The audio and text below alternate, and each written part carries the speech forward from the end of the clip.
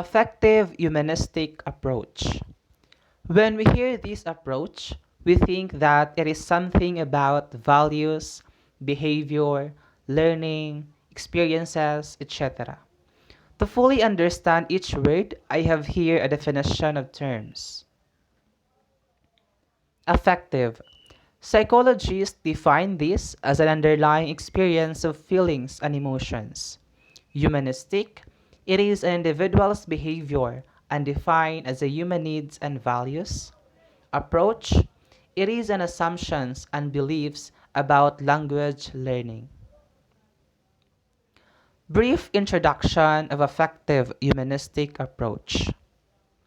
Emerged in 1960 to 1970, founded by the works of Abraham Maslow, Carl Rogers, and Erik Erikson.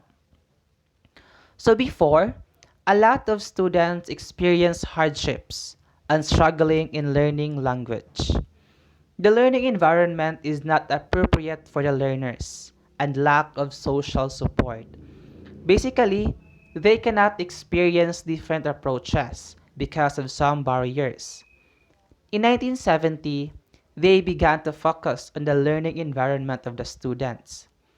Teachers are able to provide different approaches, methods, and techniques in teaching to the students, such as playing educational games, dancing, singing, reading stories, and other activities. Some techniques from this approach included positive reinforcement. Teachers shows general concern to the students that provide learners soothing learning experiences. That is how affective humanistic approach evolved. What is affective humanistic approach? It talks about the value of human beings in the society and cultures.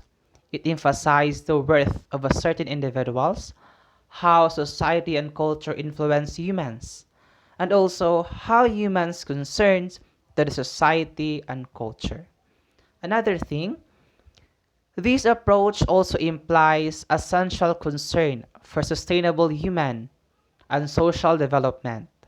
It seeks to build and promote well-being development.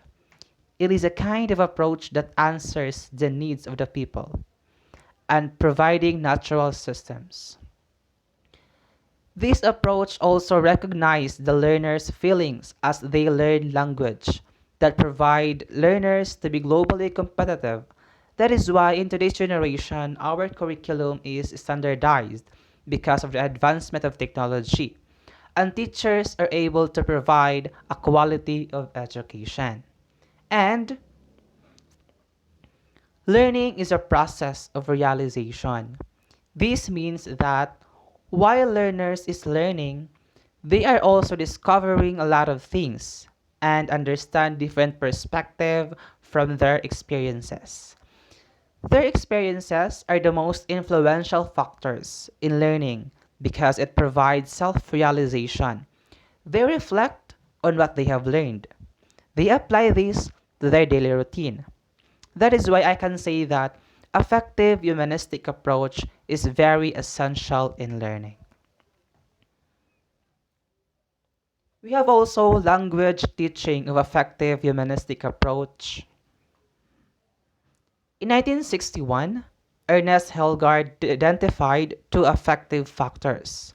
First, individual factors focuses on how student anxiety and self-esteem issues affects motivation to the learning process of the students. And rational factors which focuses students' empathy, classroom transactions, and cultural processes which may interfere the learning of the students. All in all, Ernest Hildegard language teaching or affective factors is a set of emotions on how students handle and control the influence of the environment. Another language teaching is in 1972, Karl Popper wrote about three worlds in language teaching and humanism. First, construct of physical word. Second, subjective learning. And last, relational experiences. These three teachings provide a generalizations of a key concepts of language teaching humanism. This includes experiences, anything we've seen in the classroom, different theories and principles that can be done in a classroom setting. That is Karl Popper, three words in language teaching and humanism. Anything we've seen in the classroom. Another language teaching. In 1980, Eric Stevik published the five emphases within humanism, which are feelings, rejects whatever makes people bad, social relations, encourages friendship and cooperation, responsibility, acceptance for public criticism, intellect, knowledge and reasoning, and self-actualization, quest for full realization. These five emphases will help to determine the student's development. For example, when you look to a certain individual and you will try to figure out what kind of person is that, and you don't know exactly her or his attitude or feelings, it is because you don't have a knowledge about it. And of course, we are the one who knows exactly what kind of person are we. That is why there is an emphasis by Eric Stevik that will give you a hint to know that person. And if you know that person as much as possible, we will help them to fulfill and discover their potentials. And that is the purpose of a language teaching or the five emphases within humanism, these five. So that's it for language teaching. Principles of effective humanistic approach. So first principle, community language learning fosters a sense of belonging. How do we foster a sense of belonging? For example, in a classroom setting, we need to prioritize the quality of education, of course. In order to do that, we need first to set our goal and objectives.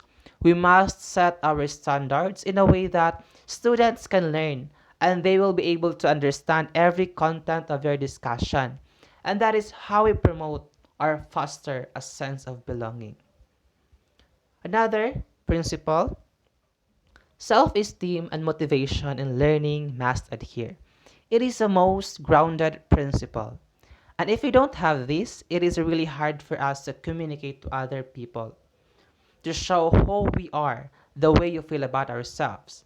But if we have this, we will motivate, of course. We will be able to discover our worth. And we would feel that we are globally competitive. And that is self-esteem and motivation. Another principle, respect for life, cultural diversity, and human dignity. We have different belief, different perspective, and sometimes because of this, it will create misunderstandings because of our differences. But if we have this word respect, we will understand others' perspective. We will learn how to value our life, how to value the life of others. We will learn how to value cultural diversity and human dignity. That is the main purpose of respect. And last principle, responsibility and commitment to international solidarity. It is all about our willingness to help other people. It is our responsibility to work together as one. We are committed to our goal and principle, and we must achieve for the sustainable development of our society. So that is the responsibility and commitment to international solidarity. It is all about the willingness, the responsibility to work together. So these four, actually, there is a lot of principles of effective humanistic approach. And I only choose these four principles because it gives us a clear understanding about this approach. It is something that a summary of principles. So that's it for the principles. Next is humanistic application and teacher's rule. First, facilitator encourage learners to participate in nurturing each students. So encouraging and nurturing our students is our top priority as a future educators. They need our support and we should give that to them by assessing their needs and shaping their potentials. If we can do that, the learners will motivate to listen to your discussion because they know that we need their attention and that is the most important. To encourage learners to participate and nurturing each student because our main goal is to help students. Next, students should cooperate in their learning process in order for them to develop social and affective skills. Of course, students must be cooperative because they are the one who knows their capacity and capability in doing such things. Students must be competent enough and learn in establishing their goals in order for them to develop social and affective skills. Of course, you are a student, and teachers must help them, of course. You should be cooperative. So that is your role as a student. Another thing, teachers should promote cooperative learning and dynamic learning environment. In cooperative learning, teachers must provide stimulations and constructive interactions between learners. Teachers must provide students for collaborative work that will develop social skills. In that way, learners will be able to discover a lot of things from their experiences and to show their own abilities to others. Last, teachers is a facilitator that focuses on academics and techniques of teaching. By doing this, techniques and strategies for academic teaching and learning, it prepares students to develop new learning. Also, by doing this, it is easy to assess each student's capacity and capability. We must facilitate, we must cultivate the lessons and instructions that will challenge students to participate in every class discussion and activities. So, teacher is a facilitator. Teachers should promote cooperative learning. Teachers should encourage learners to participate in nurturing each student, and our and student goal or purpose, student must be cooperative also for their learning process. So that is how humanistic application and teachers role works in humanistic effective approach. So that's it for the conclusion. The concept of effective humanistic approach are still useful in the learning process of the students. Teachers continue to make different techniques and strategies in teaching to fulfill the student needs in the classroom. Thus, it is important for us to have a clear understanding about the concept of effective humanistic approach. Changing your teaching method will motivate you and your students, create student autonomy, and create an environment that promotes students' learning. That is from Kaler and Sullivan, 2011.